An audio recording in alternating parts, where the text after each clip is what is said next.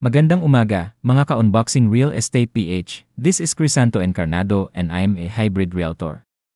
Nandito tayo ngayon sa Belfrance, Palao, Iligan City para dumalo sa isang product knowledge seminar tungkol sa isang proyekto sa Uptown, Cagayan de Oro na malapit lang sa SM Uptown.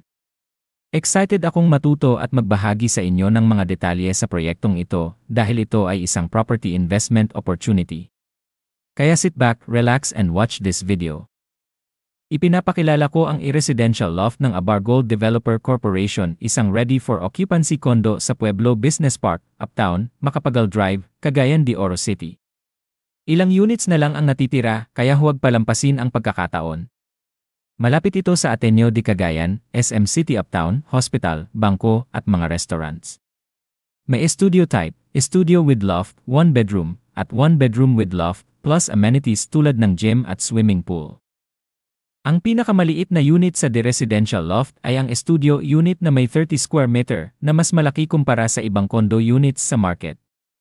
Sa abot kayang presyo at premium na lokasyon sa Pueblo Business Park, Uptown, Cagayan de Oro City, siguradong hindi ka lugi sa investment. Perfect ito para sa rent.ph, short-term, long-term leasing o Airbnb. Secure your unit now at palaguin ang iyong investment.